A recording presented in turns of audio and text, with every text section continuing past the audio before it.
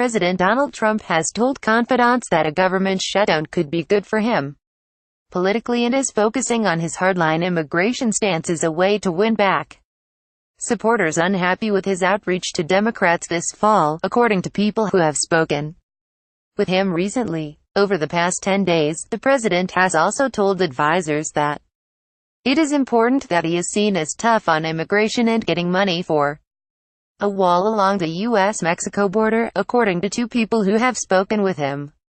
He has asked friends about how a shutdown would affect him politically and has told several people he would put the blame on Democrats.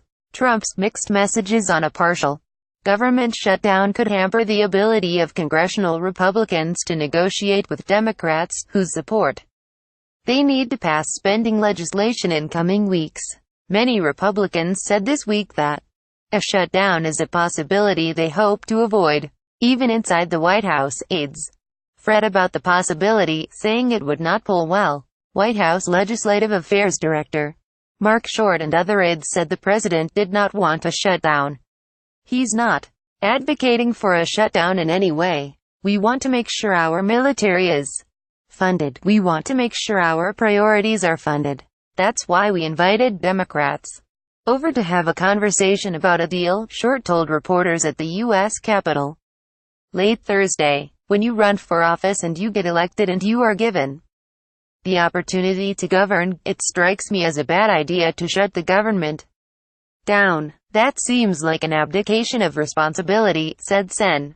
John Cornyn, Texas, the second-ranking Republican senator. Sen. Tom Tillis, RNC, added that any business that shut down abruptly would go bankrupt. Actually, by definition they would be bankrupt. So, I think you have to avoid shutdowns at all costs. Up against a December 8 spending deadline, House Republican leaders on Friday are expected to unveil a measure to extend current funding until December 22, said multiple aides, who were granted anonymity to describe private deliberations. If talks on a longer-term deal to fund the government are not resolved by that time, GOP leaders are prepared to pursue another stopgap plan that would kick the talks into January, the aides said. GOP leaders know they will probably need Democrats to help pass any spending bill because of potential opposition from House conservatives and because Senate Democrats can filibuster spending legislation. House Speaker Paul Ryan, RWIs, said Thursday that Congress will pass a short-term bill to keep talks going. Hopefully, people will decide to participate in these talks. Trump has waffled on the idea of a shutdown in the past. In the spring, he tweeted that he would like a good government shutdown and thought it would be useful to him. This fall, he mused to others in a White House meeting that he thought the debt ceiling often used as a negotiating point in complex spending talks should be ended for good and has told advisors that a shutdown could make the administration look impotent. Initially, Trump loved news media coverage of his deal this fall with Senate Minority Leader Charles Schumer, DNY, and House Minority Leader Nancy Pelosi, DK lift that extended government spending and increased the debt limit for 3 months. The move was heralded by Democrats as a significant victory, while also allowing Republicans to jump-start their debate over tax cuts. In the wake of the deal, Trump even called Schumer and Pelosi to rave about their agreement. But the more Trump talked to advisors, read polls and watched developments on Capitol Hill, the more he became frustrated that he was looking like the chump in the deal. According to one person who spoke to him about the issue, who along with others insisted on anonymity to speak candidly. This time, Trump wants his political base to see him as winning the contest, two advisors said. Trump's sudden shift is jeopardizing talks over exactly how much money should be spent by the federal government in the coming years, and whether the new agreement might settle long-simmering immigration issues, lawmakers and aides said.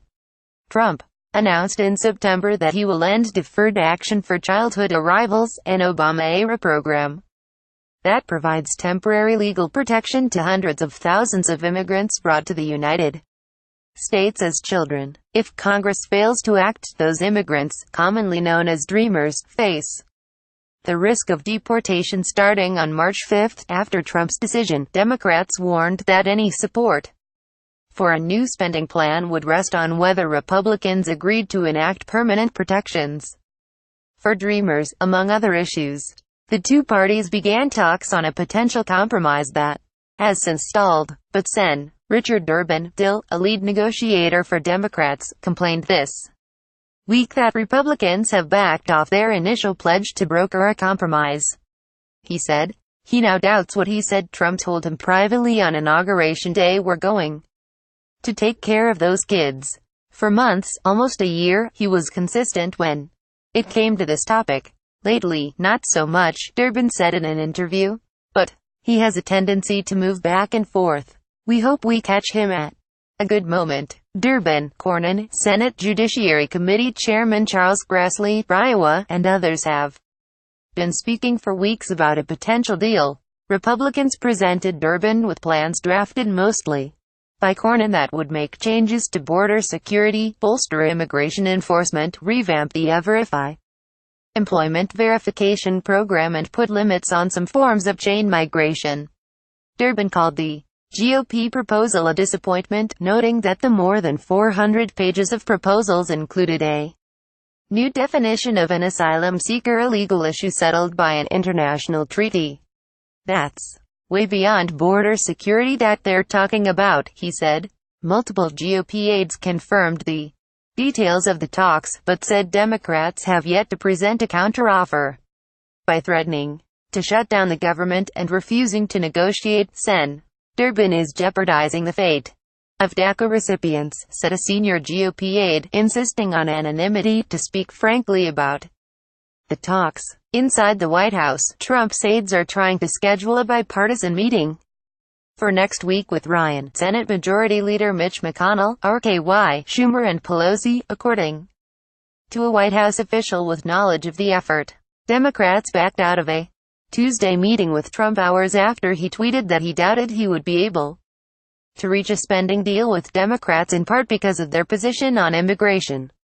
Part of the delay is driven by a focus at the White House and in GOP congressional leadership offices on the party's tax plans.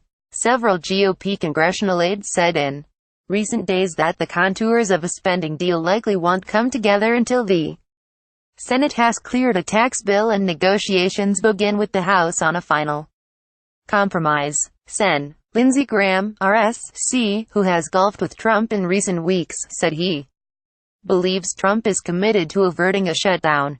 North Korea is looming large, Graham said. We'd look like crazy people to shut down the government in light of all of our problems.